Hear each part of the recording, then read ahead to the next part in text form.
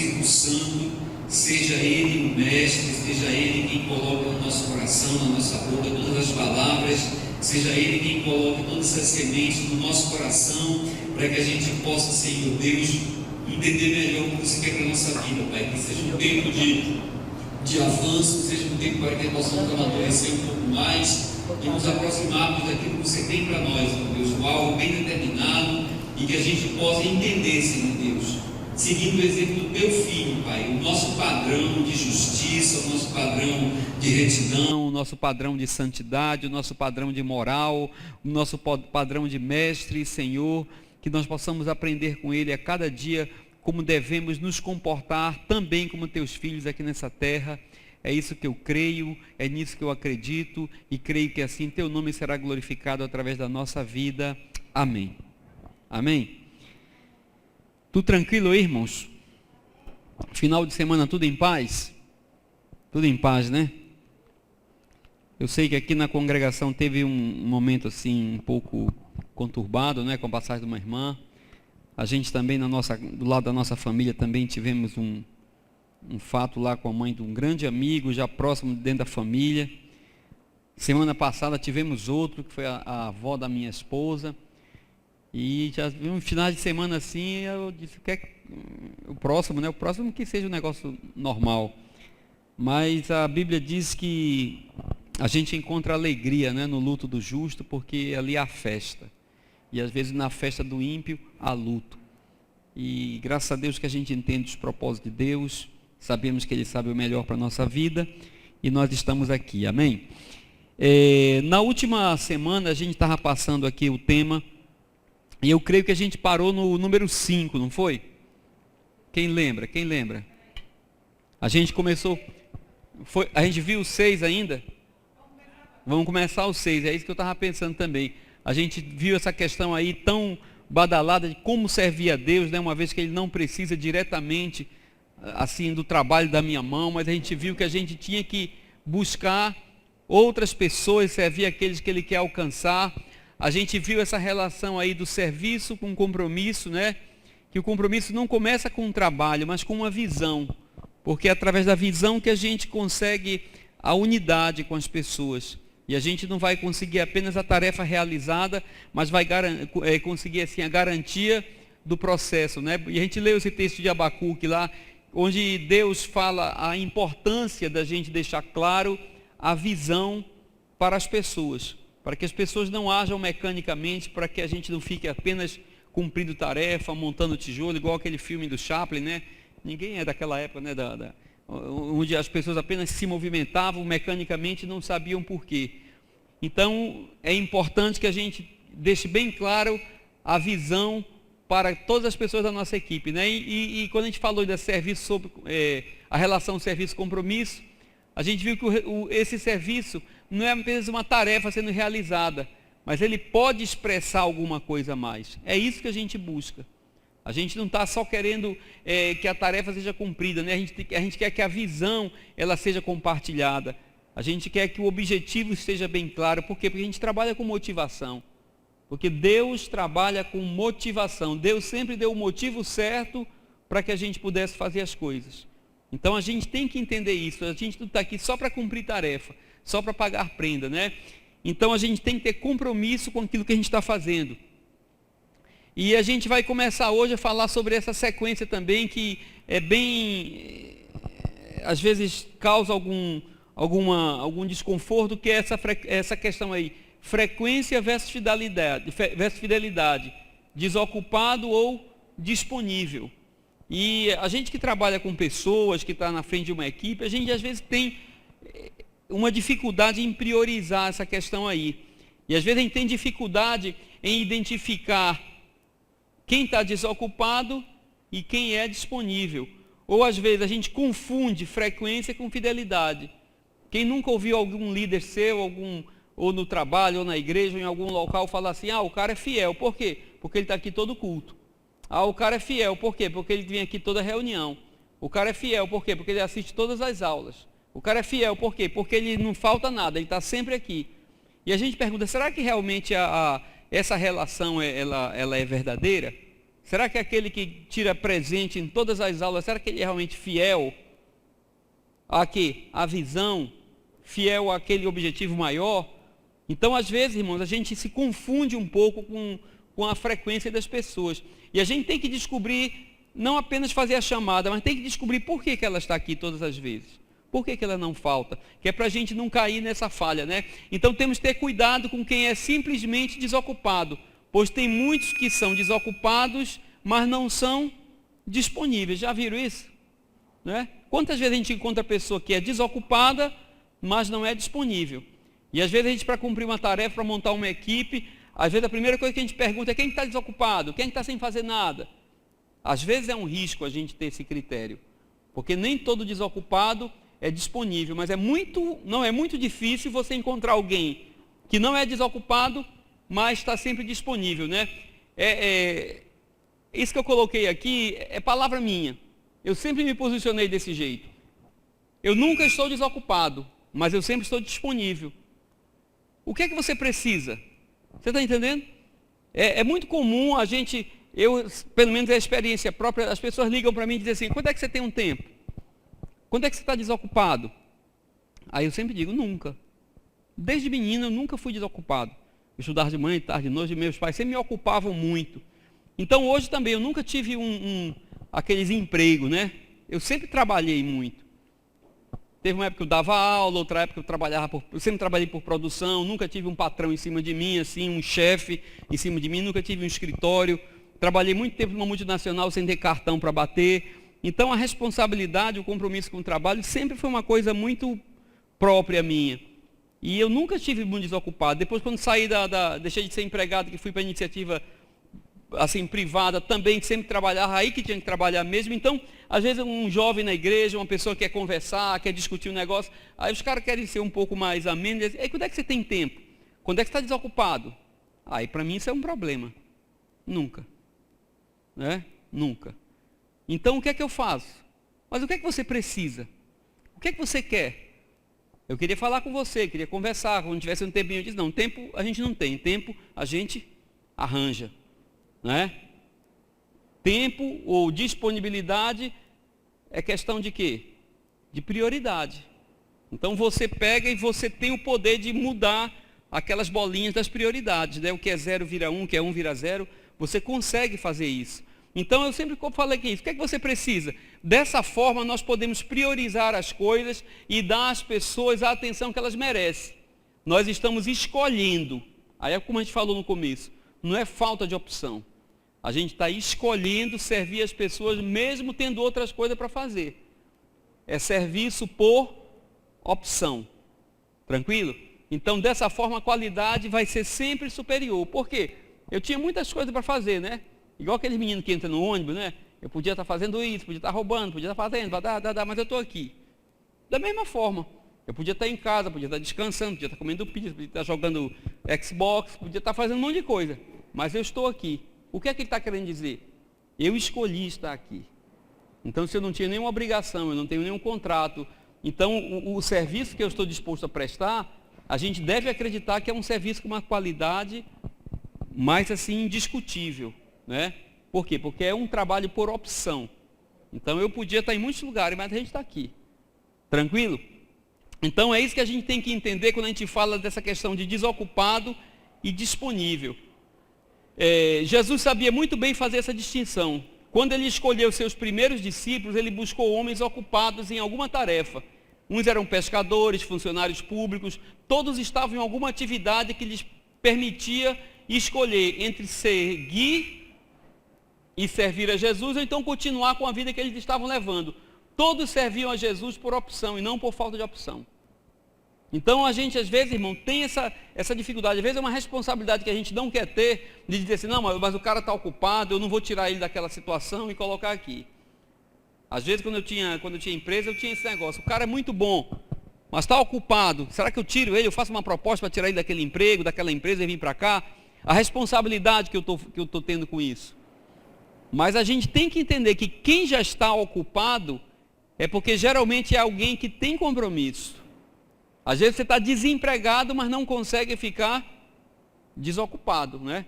Você procura alguma coisa para fazer, você procura como se ocupar, você procura como fazer alguma coisa, às vezes independente de salário. Eu sempre quando converso com jovens que estão desempregados, está naquele negócio, não tem emprego, eu digo, cara, faça qualquer coisa.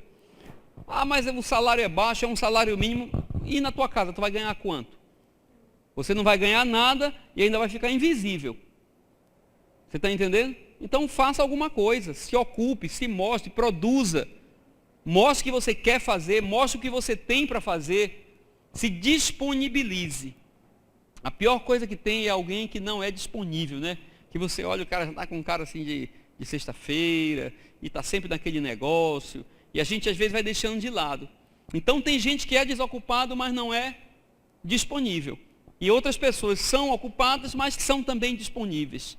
Então Jesus tinha um critério lá, ele não chamou nenhum desocupado. Ele não chamou ninguém que estava no meio de uma esquina sem fazer nada. Todos eles tinham uma ocupação, eram pessoas bem-sucedidas e ao chamado de Jesus eles deixaram o que estavam fazendo e foram seguir Jesus. Tranquilo? Os disponíveis podem até não serem os mais frequentes. Eu já presenciei isso. Então, às vezes não é quem está em todo culto. Às vezes não é quem está em toda reunião. Às vezes não é aquele que chega às 6 horas da manhã. Mas com certeza são os mais consistentes, confiáveis e apresentarão sempre a sua melhor oferta. Um serviço desejado, consequentemente, apresentará uma qualidade superior a qualquer outro realizado por simples obrigação.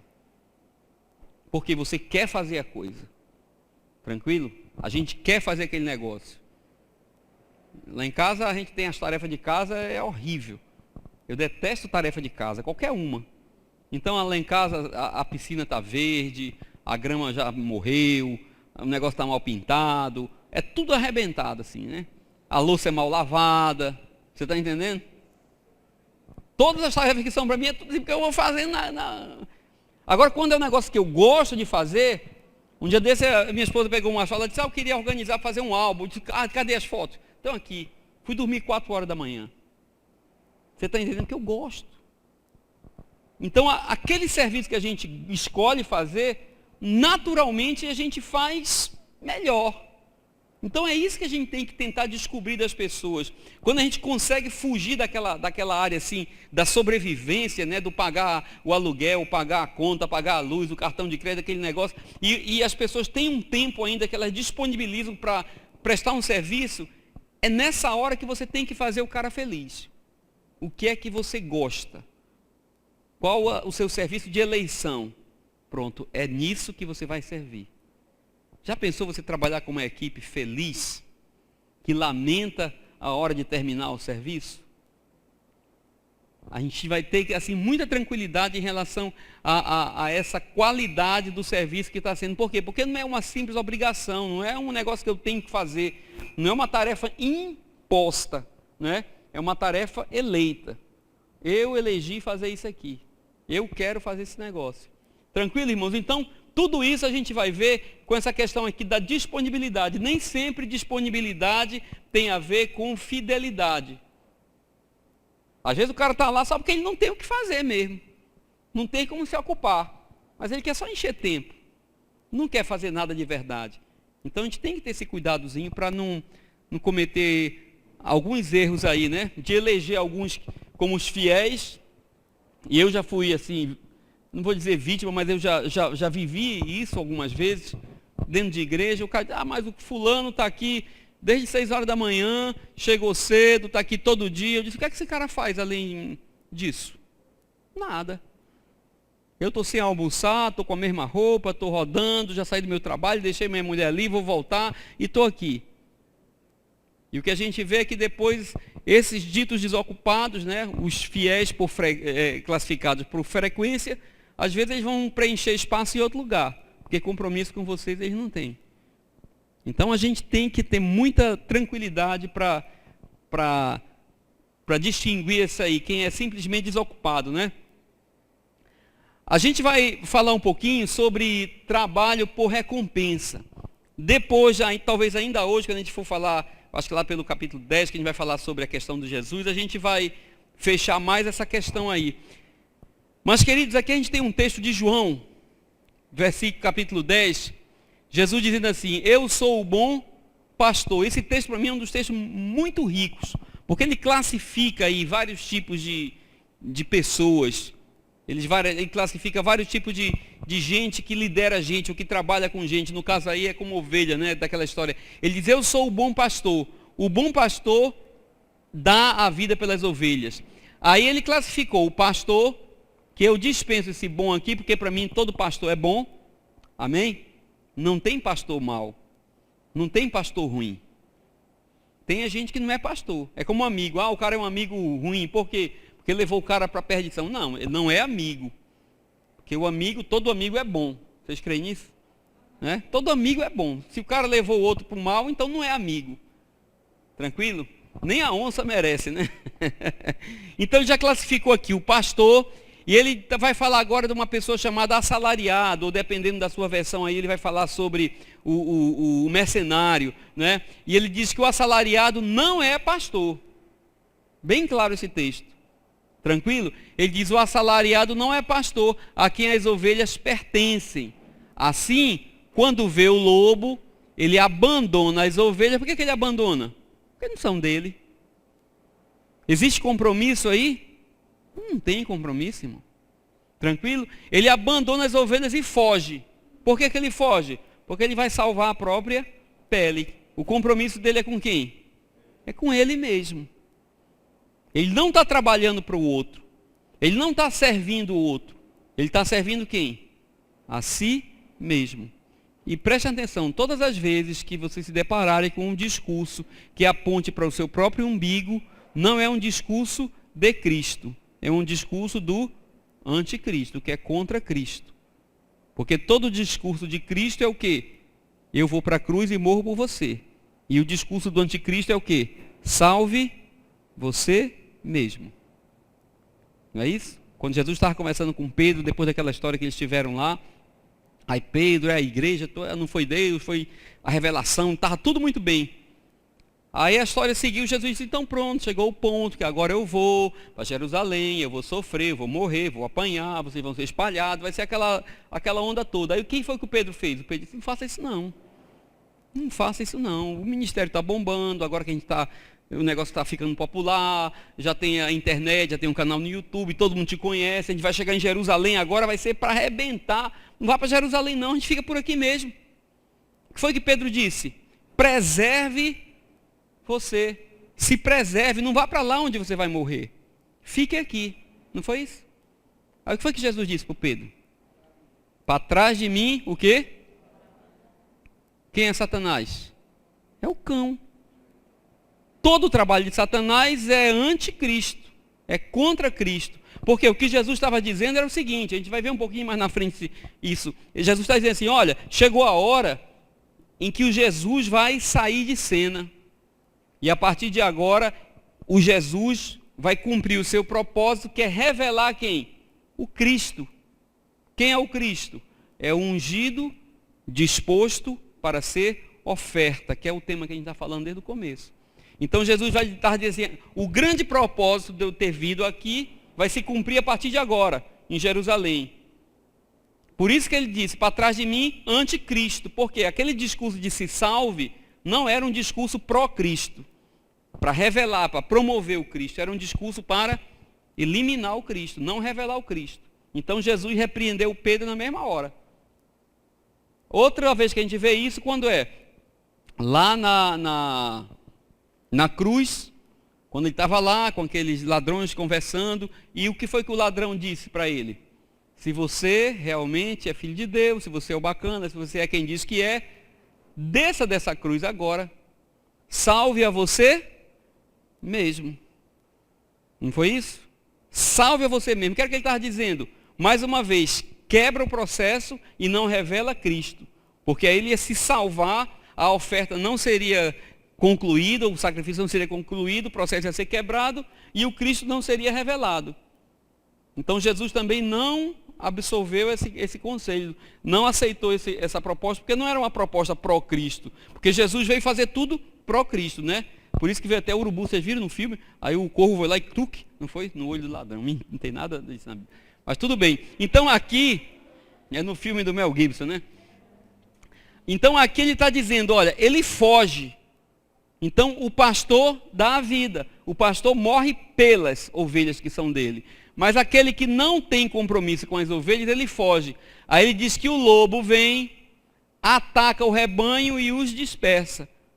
Então a gente vê que tem o pastor, a gente vê que tem o mercenário, a gente vê que tem o lobo. Então toda essa turma aqui trabalha com... Cadê você? Venha cá.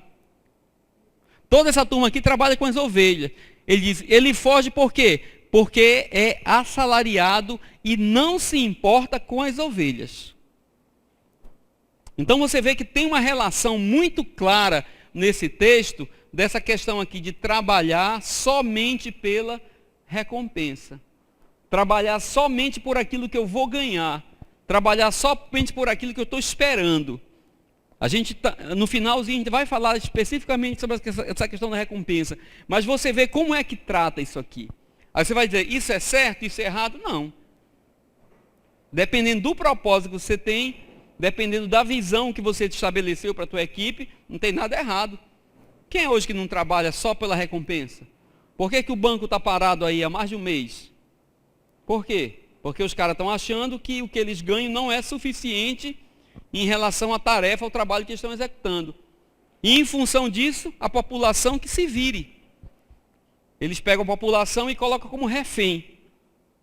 Você está entendendo? Para pressionar o banqueiro, o governo, sei lá o quê. Então eles estão mostrando que a relação deles é só o quê? É só trabalhar pela recompensa. O compromisso deles com quem é? Com eles mesmos. Então hoje a gente está falando isso, não está dizendo que tem o bancário aqui, o pessoal que trabalha. Não está nada errado não. O nosso mercado é esse. A cultura do mundo qual é? É essa. É isso que a gente aprende. É isso que tem nos ensinado. E a gente faz isso para garantir a subsistência aqui na terra. Então eu não vou me condenar por causa disso. Porque quando eu tinha comércio também eu só vendia se o cara pagasse o equivalente ao produto. Porque eu dizia, como é que eu vou fazer? Eu vou quebrar se eu for, né? Por isso que eu nunca quis negócio de farmácia, nunca quis essas coisas que a pessoa tinha que precisar daquilo para viver. Porque eu não ia conseguir. Porque se chegasse um cara lá para morrer, eu dava. Então eu trabalhava com supérfluo. Você pode viver muito bem sem isso. Né? Aí eu ficava tranquilo. Você pode viver muito bem sem isso. Você não vai morrer, a sua filha não vai morrer, não tem câncer, não tem nada. A sua casa vai viver muito bem sem isso, se você não puder pagar isso que eu estou oferecendo. Aí eu tinha assim uma forma mais tranquila de lidar com o comércio. Mas então, irmãos, aqui nesse texto está falando isso. Então o que é que a gente entende? A gente já viu, Deus deu trabalho para o homem como forma de honrar o homem. A gente já entendeu que trabalho não é castigo. Ele diz então, deixando de compartilhar com a sua obra. Infelizmente, o inimigo veio e trouxe ao homem o sentimento de castigo ao trabalho e inventou o salário para compensar o trabalho que passou a ter sobre si a imagem de coisa ruim, precisando de uma compensação para valer a pena. Então a gente sabe que desde o começo o homem trabalhou, a gente já viu isso. Então quem foi que veio e depois daquela conversa disse, olha, você agora vai ter que mostrar serviço. Quem foi que inverteu a ordem? Deus abençoou, qualificou e deu uma tarefa que não precisava de trabalho. O homem estava muito bem feliz da vida fazendo isso. Aí depois o inimigo veio e disse assim, olha, você vai ter que fazer alguma coisa boa para provar que você é. E depois que o homem caiu, que aconteceu a queda, aí Deus disse assim, então pronto, a partir de agora vai existir uma coisa chamada necessidade. Então a gente aprendeu isso aí, que o trabalho está relacionado a um salário. Por quê? Porque a gente precisa do trabalho para viver. Logo no começo era só escambo, não tinha dinheiro, mas a coisa começou a relação de troca. Né? Você tem um negócio, eu tenho outro e vamos ver. Eu não estou pronto para dar para você, se você não estiver pronto para me dar de volta. Então você vê que tudo isso é um contrassenso em relação à lei do amor. Né? O que é a lei do amor? A lei do amor é a lei de Deus. É Deus se expressando. Deus queria se expressar e Ele é amor. E o que é que o amor faz? O amor dá sem esperar nada em troca. Então isso o que é? Isso é Deus. Quando a gente não consegue fazer isso, a gente não está expressando quem? Deus. Por quê? Porque a gente está nesse mundo, a gente está nessa briga. Por isso que Paulo falou que é para tentar renovar a mente. A gente não consegue tudo, mas a gente tem que morrer tentando. Amém? Eu sempre digo, se vocês forem para o meu enterro, já que teve tanto esses dias aí, lá no velório, eu quero que vocês tenham certeza, aponte assim, ó, esse velho aí morreu tentando. Não conseguiu, não. Você faz isso, Paulinho? Porque essa é a vida do cristão. Às vezes a gente diz, o cara, você é perfeito? Não é? Você é perfeito? Não, não sou. O que é que eu sou? Eu sou um cara que está tentando chegar na estatura do varão perfeito. Vou chegar lá? Talvez não. Mas o nosso trabalho é não desistir. É se aprimorar. Por isso que o evangelho não é um negócio assim estático, parado. Né? Como é que fala a síndrome da Gabriela, né?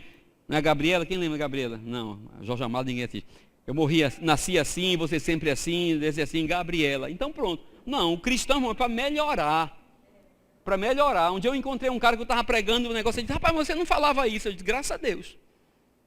Ele disse, por que você falava desse jeito e agora você está falando? Amém. Né?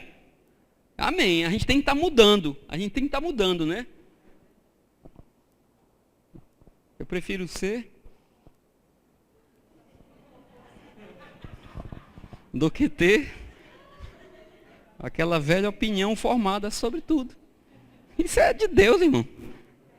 Espero que vocês não se escandalizem, mas eu estou no mundo, eu escuto tudo. Né? Está passando por aí, a gente vai. Então Deus deu trabalho para o homem, né? Vamos deixar aquele doido para lá. Na parábola dos talentos, quem lembra dessa parábola dos talentos? Está lá em Mateus capítulo 25, você vai lá em casa. Nós podemos ver que o servo chamado de... Já pensou o cara ser chamado de inútil? Seu inútil, né? Quem já ouviu isso da sua mulher? Ninguém, graças a Deus. Então, quem é o cara que é chamado de inútil? É o cara que não faz nada? É o cara que falta ao trabalho? É o cara que manda atestado e não vai trabalhar? Não, parece que não. Ele diz que lá, o que foi chamado de inútil foi aquele que fez apenas a sua obrigação. Mas eu faço, eu cumpro, eu chego na hora, eu saio, eu fico esperando. Eu nunca saio depois da hora, eu fico esperando lá das 6 horas, quando apita eu saio. Está fazendo o quê? Somente a obrigação, irmão, isso aqui não é padrão do mundo, não. Isso aqui está falando de padrão de quem? De Deus. Então, para Deus, quem faz somente a obrigação, sabe o que ele chama? Servo inútil. Só faz o que está no manual. Então, ele não deu prejuízo ao Senhor, mas ficou limitado ao que havia recebido e não investiu na sua vida naquilo. Ele não frutificou, ele limitou-se apenas à tarefa de guardar. É isso que nós temos aprendido com o nosso Deus, com o nosso Jesus. A Bíblia diz que Deus é um Deus galardoador. A Bíblia diz que Deus é um Deus multiplicador. A Bíblia diz que Deus é um Deus frutificador. E a Bíblia diz que aqueles que estão junto com Ele também o são. A Bíblia diz que Ele se agrada daqueles que são como Ele, daqueles que são galardoadores. Então aquele cara que retém, você está entendendo? Um cara que fica procurando na Bíblia assim, e no computador, no YouTube, em todo canto, na internet, fica procurando. Qual é o limite aqui? Qual é o piso? O que é que eu tenho que fazer? Já encontraram alguém? Quem é líder aqui? Paulo deve ter encontrado alguém que diz, pastor, é o seguinte, qual é o limite, hein? Quanto é que eu tenho que dar? É o dízimo, é? Já ouviram isso? É o dízimo? Rapaz, aqui fala, então tá bom. 9 mil dividido por 10 dá 36 centavos. Tuque. Você está entendendo? O que é isso? É um cara que está procurando somente a obrigação. Por isso que a gente tem que ter muito cuidado com isso. Por isso que às vezes o legalismo não funciona mais na nossa dispensação. Não funciona mais apenas cumprir a lei, que ninguém cumpriu. Então a gente ainda quer manter esse mesmo raciocínio hoje. Não, eu cumpri, então Deus tem uma obrigação comigo. Não é assim. Então por isso que às vezes uma oferta, um dízimo, para ser mais específico, que eu não estou dizendo que eu sou contra isso, eu estou dizendo que para muita gente o dízimo é o mínimo que você procurou dentro da legalidade para deixar Deus assim imprensado com você? Qual o mínimo que eu posso fazer para deixar Deus comprometido comigo? É o dízimo. Então pronto. Não sei o que, não, dá 1.247,32 centavos. Tuque, pronto. Deus já está comprometido comigo. Então cuidado, porque de repente o que você está fazendo, ó, é a obrigação. Você está tirando 10% daquilo que você acha que é seu, e Deus não está te chamando de quê? De servo inútil. Porque quando você procura um limite, um valor, no nosso caso aqui, eu falei, não sei nem por que falei nisso do dízimo. Dízimo para quem não quer dar nada, é muito. E para quem quer dar tudo, é pouco. Você está entendendo? Por quê? Porque Deus, quando Ele se disponibilizou, o compromisso dele foi com o quê? Com tudo. Quanto da vida de Jesus Ele poupou?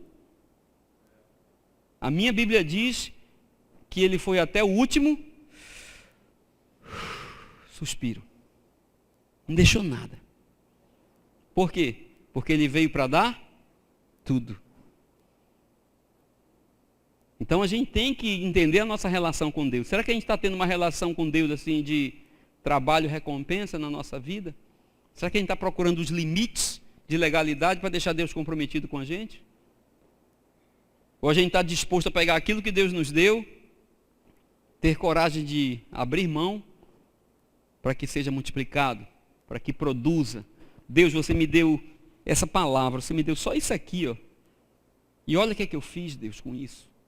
Eu espalhei, eu botei na internet, eu botei no YouTube, eu fiz um livro, está entendendo? Um dia eu fiquei tão feliz, eu estava olhando, agora está menos frequente por questão de tempo e as coisas. Toda vez que eu tinha oportunidade de gravar onde eu ministrava, eu colocava no SoundCloud. Tinha um canal lá, tem ainda. Aí às vezes eu estava em casa, irmão, sozinho, não era nada. Quando eu ia olhar que dava a estatística, Japão, Singapura, não sei aonde, eu digo, meu Deus, como é que pode, né? Aquilo que Deus coloca para você, você não faz ideia de onde pode chegar. É o que diz lá em Eclesiastes. Pega o teu pão e lança. Depois de muitos dias, ele volta. Volta como? Não sei se volta um pão, ou volta uma padaria, ou volta um monte de padeiro, não é? Mas o que ele diz? Ele diz que aquilo que a gente tem que lançar, irmão. Tem que lançar, não é para guardar nada. É para lançar, não é nem para saber onde vai cair, é para jogar com a maior força que você tem hoje. E você não sabe onde vai cair, que é para ficar livre do orgulho, da ganância, da vaidade, do achar que foi você, de ficar olhando onde caiu a pedrinha, para ficar vigiando lá. Não. Deus não nos deu esse direito de saber qual é a semente que vai germinar. É por isso que Ele colocou apenas fé. Eu vou jogar, se vai dar certo, eu não sei, essa responsabilidade não é minha. Mas eu não posso guardar, eu não posso reter, porque senão Ele vai dizer o quê? Vai me chamar de servo mau, né? Servo inútil. O bom pastor, ele dá a vida pelas ovelhas, o seu trabalho já está pago e a sua realização está na salvação dos outros. Por quê? Porque ele está salvo. Lembra quando eu falei aqui no começo, na última vez talvez? Para você servir a Deus, a primeira condição, você tem que ser radicalmente salvo. Se você não tiver consciência da sua salvação, certeza da sua salvação, vai ser muito difícil você servir a Deus. Porque Deus não vai mandar você fazer nada para você. Ele só vai mandar você fazer para quem? Para os outros. Somente. Então a gente tem que ver o que é que a gente tem que fazer, né? Eu estou lendo o livro do Antônio Carlos Costa, eu já conheço a história dele, e fico olhando com inveja assim, mas às vezes que a gente é confrontado, não é? Um pastor que é pastor de uma igreja de classe média alta na Barra, aí caiu na besteira de fazer cobrir lá um negócio de um menino que foi morto com um tiro da polícia, aquelas coisas de favela. E ele foi lá. O cara saiu da Barra e foi se meter aonde? Na favela. Quando ele chegou lá, ele foi descobrir o que é uma favela. E foi descobrir o que é a realidade de gente que vive numa comunidade daquela. Aí é como ele diz, então, toda a minha teologia calvinista entrou em convulsão. Porque ele disse, o que é que eu posso fazer? O que é que eu posso fazer para transformar a vida dessas pessoas? Isso foi em 2009 e ele não saiu mais da favela. Até hoje eu admiro muito o trabalho dele, já esteve aqui em Natal algumas vezes. Você já deve ter ouvido falar dele e não sabe. Daquela ONG Rio de Paz, já ouviram falar? Rio de Paz? Pronto, ele é presidente daquela ONG. Lembra daquela época do Amarildo? Onde está Amarildo? Iniciativa da igreja. Forçando, cobrando da sociedade uma ação, né? Então, irmãos, às vezes a gente é confrontado com isso aí. Então, tem que ser salvo para isso. O assalariado, ele não tem compromisso com as ovelhas. Quando vê a ameaça, ele foge. Por quê? Porque ele não tem certeza da salvação da sua própria vida. Então, um cara para sair da Barra da Tijuca, uma igreja bacana, cheia de gente rica, para ir se meter dentro das favelas, dos presídios, das delegacias. Um dia eu conversando com ele, ele disse que quando ele chega em casa à noite, ele entra pela área de serviço e tira toda a roupa para poder entrar em casa. Porque ele disse que a roupa dele vem impregnada daquele cheiro de presídio. Você está entendendo? Então, a pessoa tem que passar por tem que ter uma certeza de alguma coisa. Porque o lugar bom ele já tinha. Uma igreja bacana ele já tinha. Então você tem que ser radicalmente salvo para lutar pelas ovelhas, né? Então ele quer que ele diz aqui, ele não teme a morte. Já o assalariado ele teme a morte. Por quê? Porque ele ainda pretende receber o salário. Ele ainda tem coisa para ganhar aqui nessa terra. Então é isso que a gente tem que ver, irmãos, quando a gente está se dispondo a fazer pelo menos essa parte do que a gente chama de obra de Deus, da missão de Deus na igreja. Eu não tenho dinheiro aqui para... Então, como é que a gente vai fazer? Vamos procurar ter a motivação de Cristo, né? Vamos procurar trabalhar como pastor, né? Ele só faz a sua obrigação, só vai até o limite da recompensa, trabalha pelo que espera ganhar e não pelo que ele já recebeu. Qual é a nossa convicção? A gente está aqui porque a gente vai ganhar ou porque a gente já recebeu? Fácil isso? Nós estamos aqui por um motivo, irmão, porque nós já recebemos. Aí se a gente para um pouquinho, a gente começa a perceber o que está levando as pessoas à igreja. O que está levando as pessoas a subir nos montes. O que está levando as pessoas a fazer jejum. O que está levando as pessoas a fazer qualquer tipo de atividade aí. É para receber ou é para agradecer pelo que recebeu? Você está entendendo? Nós só estamos aqui em missão porque nós já temos certeza daquilo que somos e daquilo que recebemos. É por isso que tem tanta gente frustrada nessa terra dentro de igreja.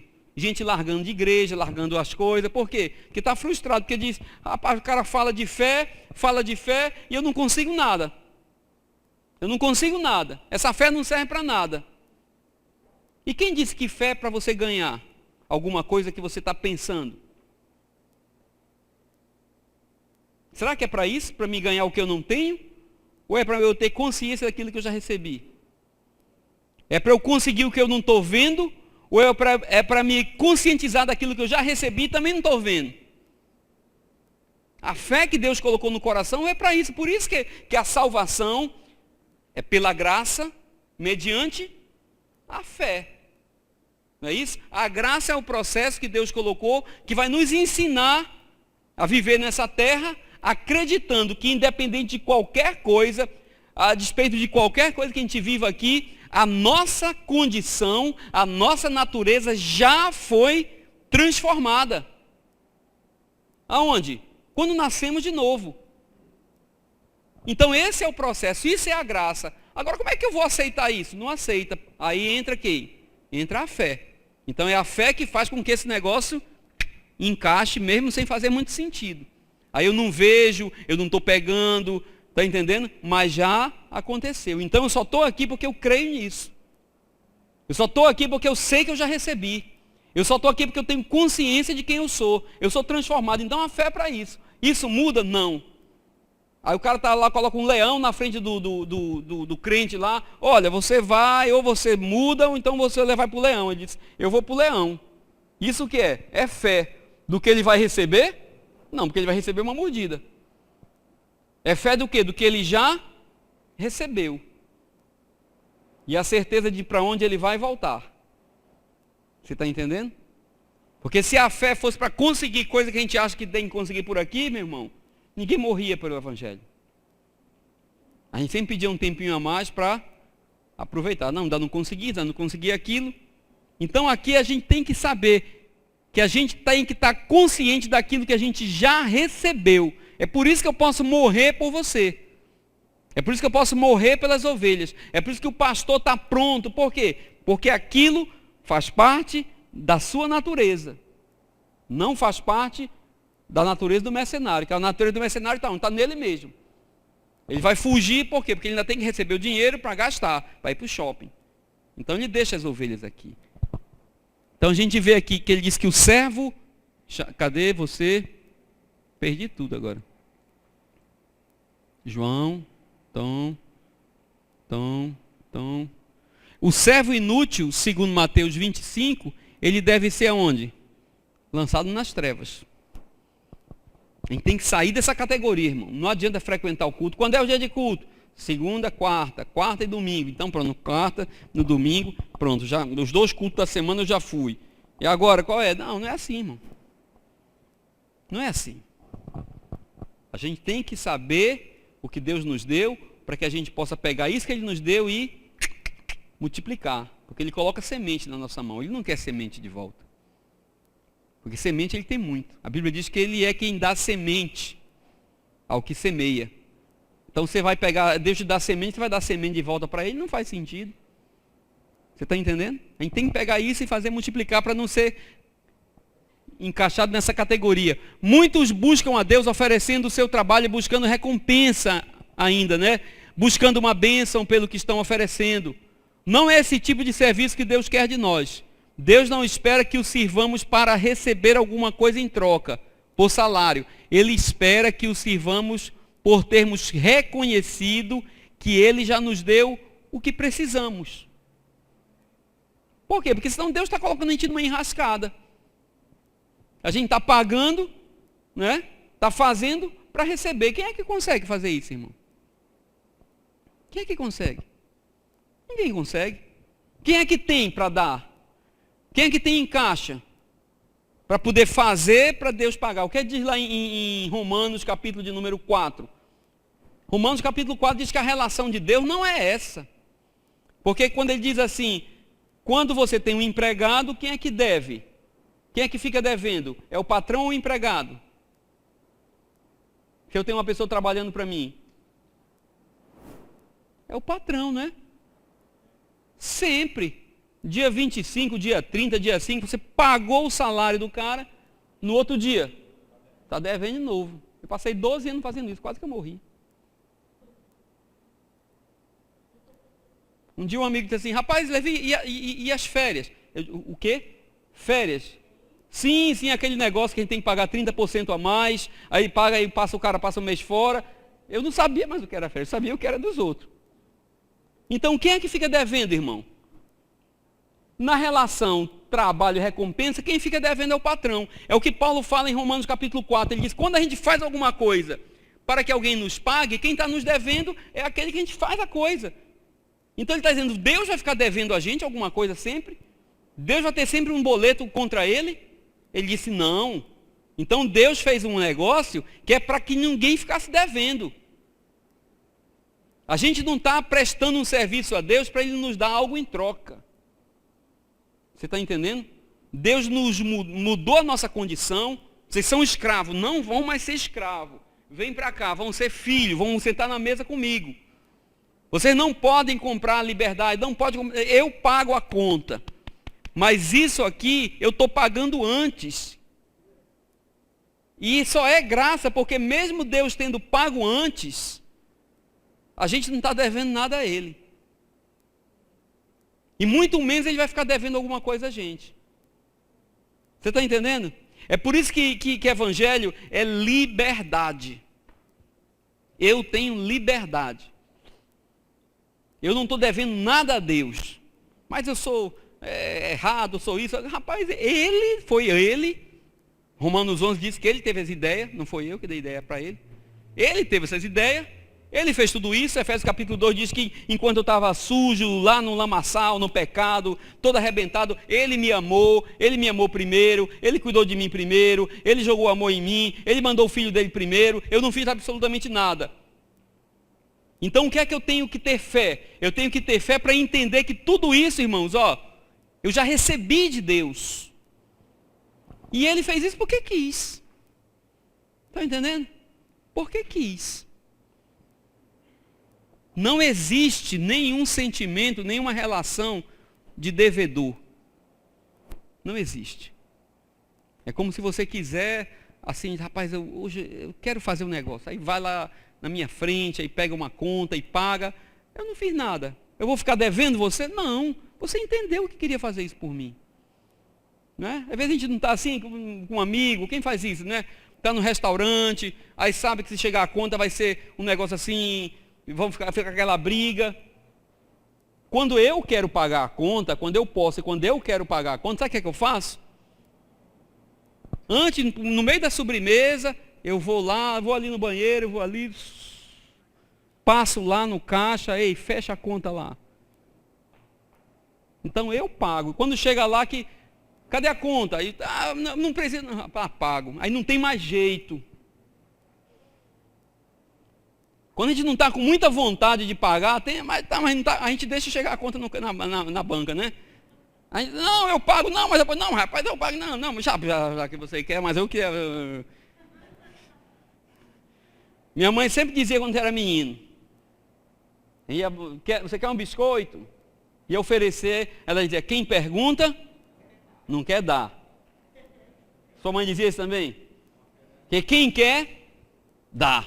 E dá um jeito de dar para não ter volta. Então quando eu saio com um amigo, que a gente está lá, e eu quero pagar a conta e não quero nem causar constrangimento, eu vou logo lá e resolvo a conta. Amém. Você está entendendo? E depois que está pago, não tem como, irmão, pagar de novo. Então o que Deus fez foi isso. Aí o cara que sai comigo lá, aí eu pago a conta, ele vai ficar me devendo, está devendo uma ajuda. Não está devendo nada, amigo. Está devendo nada. Isso é graça. Amém? Isso é graça. Então, é nesse sentimento que a gente tem que ir. Aí se eu te convidar para jantar de novo, você não pode ficar constrangido. Eita, mas hoje então eu vou ter que pagar. Não, irmão. Vá na boa. O cara pagou porque quis. Diga isso para Deus. Deus, você pagou a conta porque quis. Porque você tem pai rico. Um dia Deus estava conversando com um amigo, o filho foi não sei para onde, tá? Agora terminou, não sei o que, foi para, sei lá, para os Estados Unidos. Eu disse, mas rapaz, rápido assim, ele disse, tem pai rico. Fazer o que, irmão? É o nosso caso. Amém? A nossa relação com Deus não está ligada com isso aqui não, irmão. Ele resolveu tudo e 2 Pedro 1,3 diz que ele já nos deu tudo o que precisamos para essa vida. Você crê nisso? Tem que ter fé para crer nisso. Porque quando você olha e está andando de carro velho, tem que ter fé para isso. Retribuir um serviço apenas olha com isso como é interessante. Todos nós prestamos serviço, né? E se a gente colocar aí pintor, pedreiro, aí isso aí é bem encaixado. Retribuir um serviço apenas após a realização do menos, o que é que revela? Um relacionamento duvidoso entre as partes, sem confiança e, consequentemente, limitado. Você conhece o cara? Não. Então, faça primeiro aí. Não sei se vai ficar bom, não sei se vai pagar, não sei se vai dar um calote. Quando você terminar, eu pago. Aí o outro diz assim, eu vou fazendo, mas eu vou fazendo devagarzinho também, sem não me pagar. Vocês entendem essa relação? Isso é comum? É comum. Agora você vai levar esse tipo de relacionamento, de relação para Deus? Deus, eu vou 7 cultos, viu? Mas no 7 você já tem que dar pelo menos um adiantamento aí da minha bênção. Aí no 7 você já vê. Aí, por que não veio mais para a igreja? Me decepcionei com Deus. Eu fiz 7 cultos e ele não deu o negócio. Você está entendendo? Irmão, não é assim, irmão. Não é assim. Então, isso aqui a gente faz aqui no nosso meio. O que é que isso mostra? Mostra que esse relacionamento vai ser sempre limitado ao quê? A uma condição de pagamento. A uma condição de negócio, né? Um lado só paga depois de ver o resultado do serviço. E o outro lado se limita a apenas oferecer um serviço do que foi acertado mediante a recompensa. Um contrato de quê? Mediocridade, irmão. Isso não cresce. Isso não evolui. O pintor da sua casa faz 15 anos que todo janeiro, dezembro ele pinta a sua casa. Evolui esse relacionamento? Não. Ó, pintou, tá, pinta, acabou. Você entende por que tem gente que está há 40 anos nessa caminhada e não evolui a intimidade, não conhece Deus, não sabe quem é Deus? A coisa não vai para frente, por quê? Está limitado a um feedback nessa história aqui. Certo? É um contrato de mediocridade que não promove crescimento e nem permite que cada um viva em cada oportunidade de servir a plenitude daquilo que Deus já tem dado. Ontem eu falei com um jovem da igreja, veio conversar comigo, de estar com vontade de ir para a África com o doido do Rui Damasceno, com Nativa. E aí, o que você acha? Rapaz, vai-se embora. Na sua idade eu não tive essa oportunidade, não. Aí conversei com ele, aí eu disse, agora faça uma coisa. Vá nesse negócio e viva intensamente esse negócio. Viva intensamente esse momento.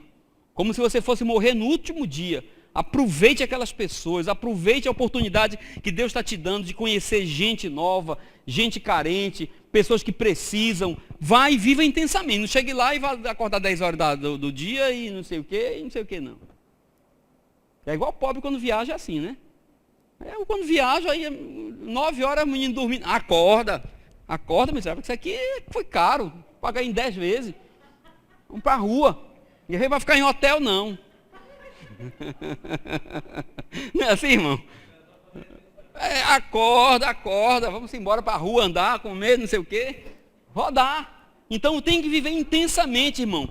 Cada oportunidade que Deus nos dá, a gente tem que viver intensamente. Não vou me preocupar se eu vou ganhar, não. Por quê? Porque eu sei que eu já ganhei.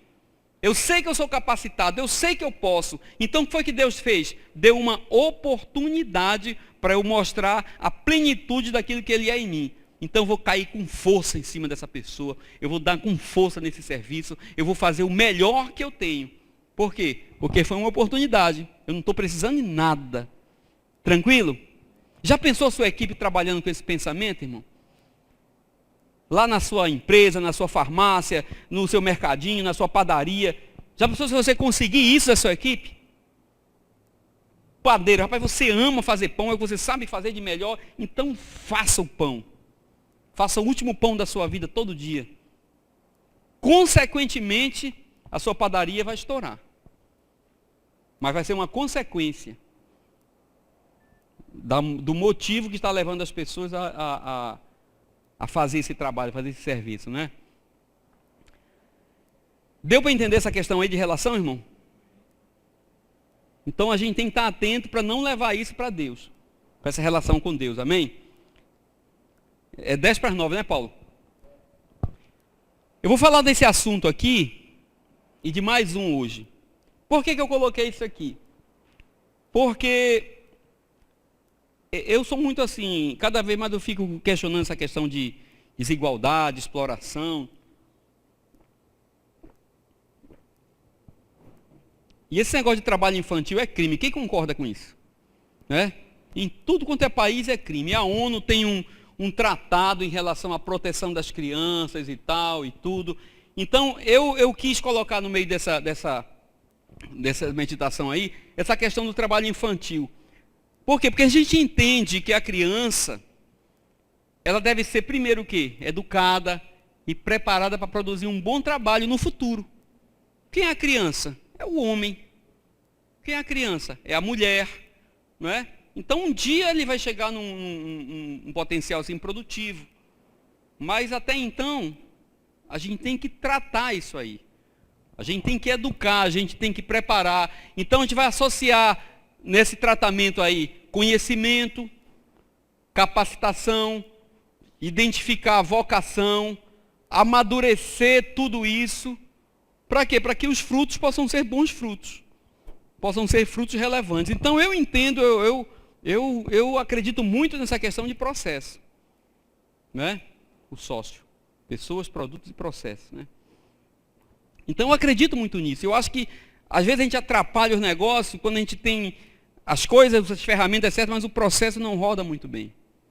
Quem cozinha sabe muito bem o que eu estou falando. Não basta ter os ingredientes, né? O processo tem que ser muito bem respeitado. E a gente, às vezes, irmãos, atrapalha um pouco isso quando a gente se confunde em relação à naturalidade das pessoas, o que a gente está vendo, em relação ao que elas têm que fazer, principalmente no que a gente chama do reino de Deus, ou na igreja, ou se você pensar no seu mercado de trabalho, em qualquer atividade que você esteja trabalhando. A gente tem que, independente da idade, você tem que fazer isso aqui, ó. Tem que dar conhecimento, capacitar, identificar a vocação, que é para ir para cada lugar, e, principalmente, permitir que isso seja amadurecido. Tranquilo? É necessário um mínimo de maturidade e instrução para que haja sentido no serviço. O risco da soberba, da vaidade, é uma constante no universo de neófitos. Lembra que Paulo falou sobre isso? Quando a gente fala de criança, a gente não está falando só da questão assim, etária, não. É a pessoa que é nova em qualquer atividade. Então você não pode fritar uma pessoa que chega no seu trabalho, na sua empresa, na sua equipe e jogar ele logo lá na frente. Para quê? Se o cara ainda não amadureceu. Às vezes tem um conhecimento, mas não tem a experiência. Às vezes ele tem a informação, mas não sabe como é. Né? A prova, uma grande prova disso, quem é? É o próprio Jesus. Jesus, tudo que ele ia passar, ele tinha o quê? A informação. O que é que ele não tinha? O conhecimento. Ele não tinha experiência. Jesus sabia que ia ser traído? Sabia ou não sabia? Sabia. Essa informação ele tinha. Ele sabia o que era ser traído? Não, que lá no céu ele nunca foi traído. Onde que ele aprendeu? Por isso que lá em Hebreus diz que ele aprendeu um monte de coisa aqui na terra. Inclusive aprendeu a obediência. Então ele tinha informação de tudo. Ele só não tinha conhecimento. Ele sabia, tanto que ele falou lá em Jerusalém, antes de ir para Jerusalém, ele sabia que ia ser surrado, que ia levar um tapa na cara, ia apanhar. Sabia de tudo isso? Sabia. Ele viu lá em Isaías falando sobre isso. Ele tinha conhecimento e experiência disso? Não. Ele aprendeu passando. Então, às vezes, a gente vê isso, irmão. O cara sabe ler o livro, mas ele nunca vivenciou aquilo. E a gente pega esse cara e joga para uma tarefa. O que é isso? É pegar uma criança e botar um trabalho de adulto em cima dela. Eu acho que é um crime. Da mesma maneira que você pegar um menino e colocar na mina de carvão, pegar um menino e colocar para cuidar de um negócio de adulto aí. Eu acho que é a mesma coisa. Então a gente precisa ensinar a criança para que ele entenda que o serviço tem que fazer sentido para ele.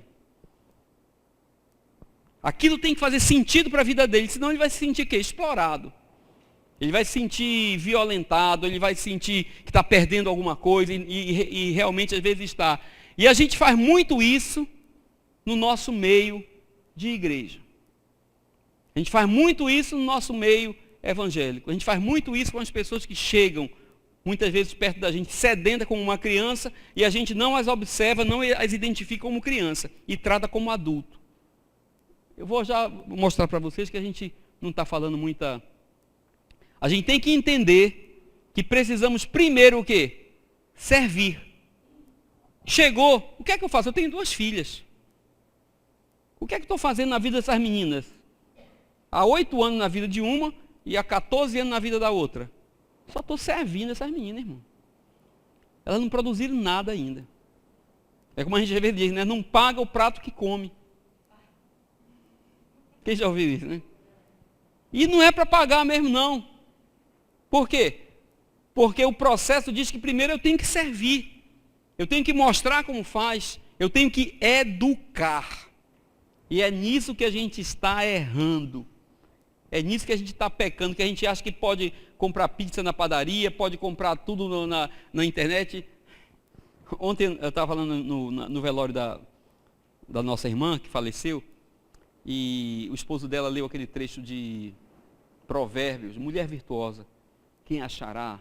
Ela é mais preciosa do que o rubi, tal. Produz, edifica.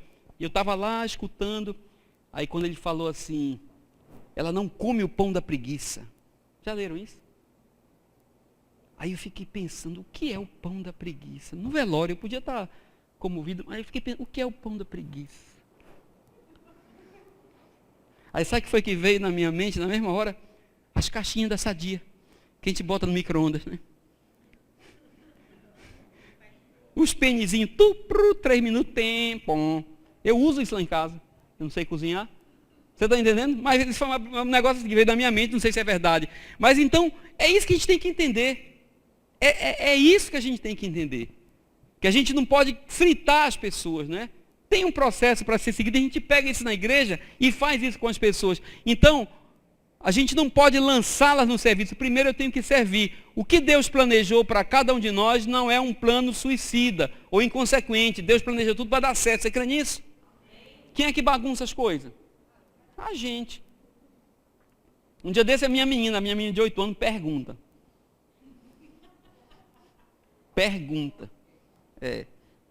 Eu estou dando a aula do Além do Véu para ela, e um dia desse, antes da aula, estava falando sobre criação, Adão, negócio, naquela parte lá de Gênesis 3, né? E chegar no 3 ainda, ela disse, painho, a fruta era o sexo mesmo, né? Ou era uma fruta mesmo? Ela já está com essa linha, tem uma linha teológica em cima disso. Ela, a menina já veio com essa história. Eu disse, calma, filha, o rapaz vai falar aí. Então ela perguntou, um dia desse ela veio perguntando, ela disse, painho, o que Deus faz é bom? Eu disse, tudo. Aí ela disse, e as drogas?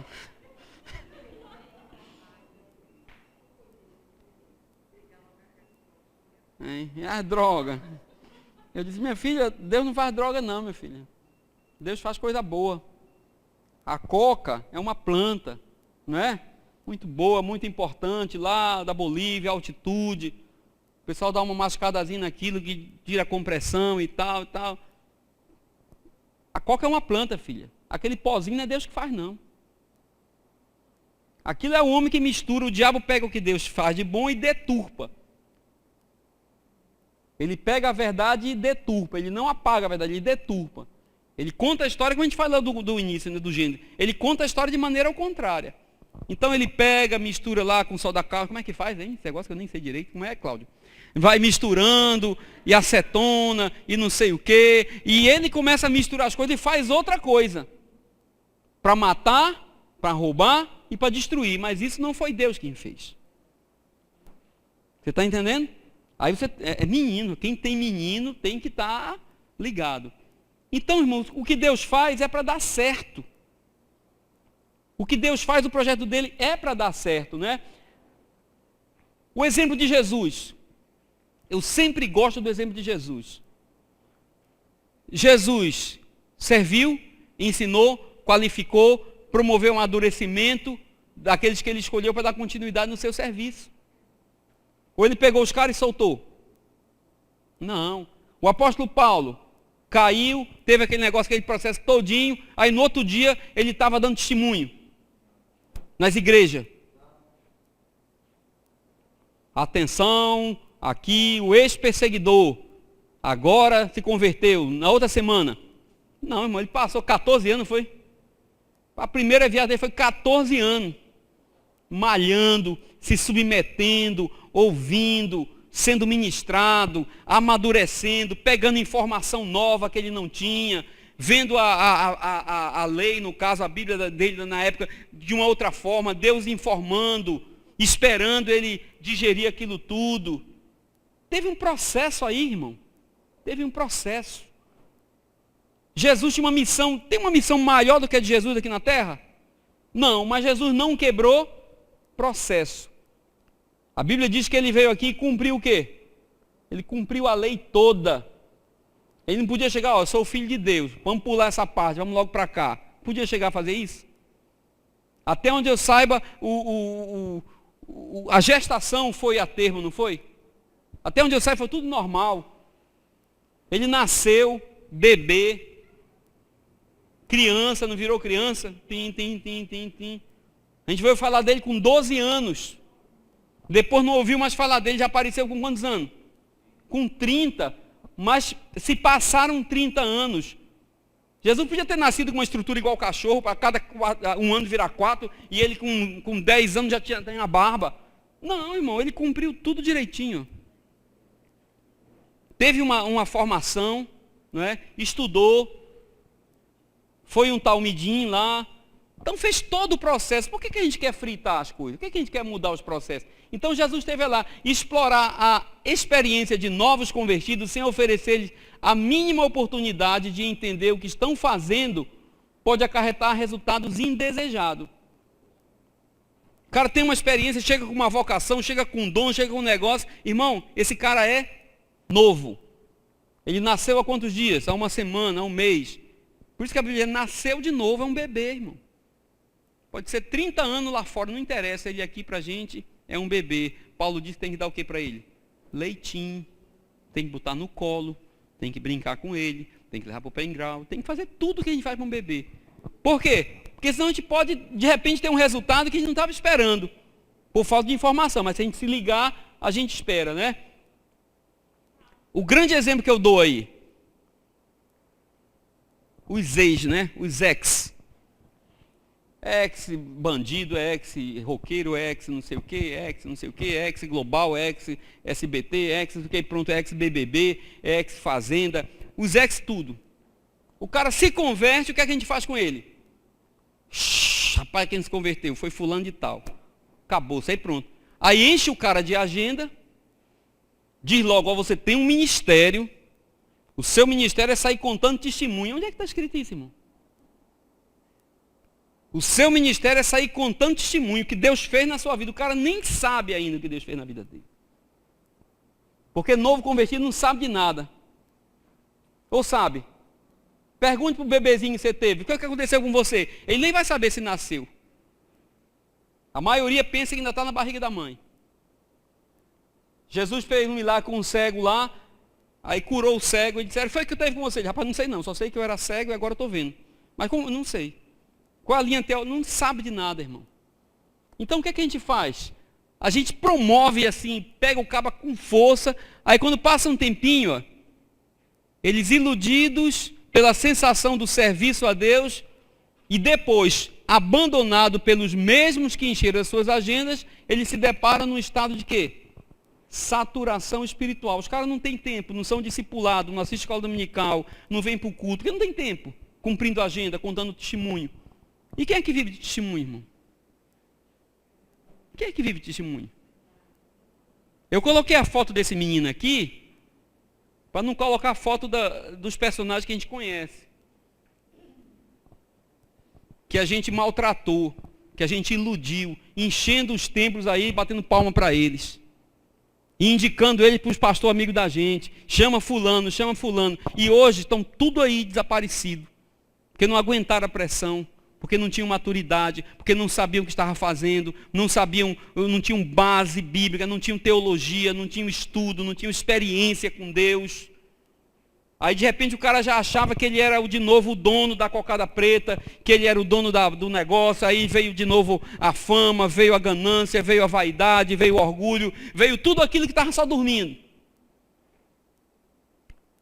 Aí quando ele faz uma besteira, a gente diz, sabe o quê? Olha aí, tá vendo? Caiu. Ó, tá vendo? Não disse? Voltou. Olha aquele lá, ó. A gente mesmo abandona. Aí os caras somem. Aí eu lembrei desse rapaz aqui. O que é isso, irmão? É trabalho infantil. É fritar a gente, é quebrar processo. Amém. O cara é o ex, não sei o que, irmão. Acaba esse negócio de ex, esquece. Paulo disse que as coisas velhas passaram e eis que tudo se fez novo. Esquece o teu passado. Porque senão você não vai ter coragem, irmão. Você ainda vai ficar lembrando do velho homem. Porque era bom, você tinha alguma coisa que você interessava, então você quer aquilo lá, fica alimentando. Aí o cara vem, às vezes fica humilhando a gente. Eu vi um testemunho que eu me senti humilhado na igreja, né? O cara fazia tanta coisa, e era tanta mulher, era tanto aquilo. Aí os boizinhos na igreja, poxa vida, rapaz, daqui eu não pego nenhum. O cara lá no meio do pecado era esse negócio. Dá vontade de ir. Estou falando besteira? Então, aí o cara vem pra cá, aí dá 10 horas e faz um negócio e acaba. Aí ele vai para outro. Aí quando ele escorrega, porque satura, por quê? Porque ele pegou pouca coisa. Foi a minhoquinha da isca que a gente jogou para ele, não foi? Puxou o cara e ele está com essa minhoquinha até hoje, 1 ano, 2 anos, acabou. Aí uns voltam, outros desaparecem e a gente não dá mais atenção a eles. Por quê? Trabalho infantil. Amém? Explorar o serviço de neófitos, crianças na fé, é um crime da mesma forma que o trabalho infantil é proibido em nosso país. Pois ele tira dessa criança a oportunidade de quê? De aprender da maneira correta, sem queimar etapas ou acelerar processos, evitando traumas futuros e possíveis mortes prematuras.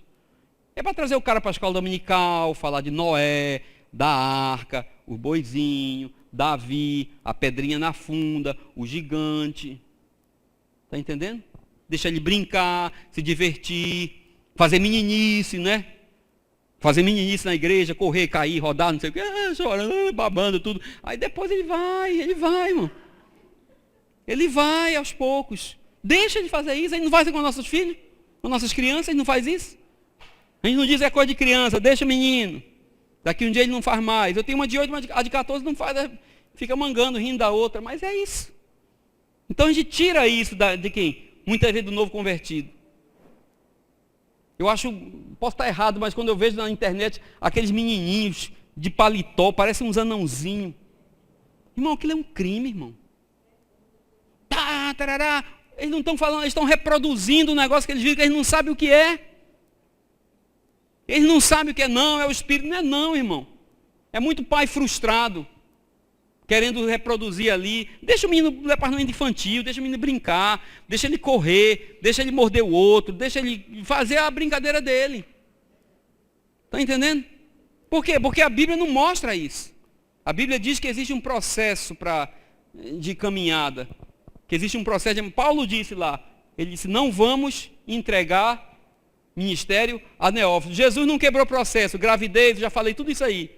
O pai dele ensinou, ele era carpinteiro, ele aprendeu com quem? Com o pai. Tranquilo, irmãos? O trabalho de Deus é outra, né? Paradinha, né? Paradinha para não entrar no 9.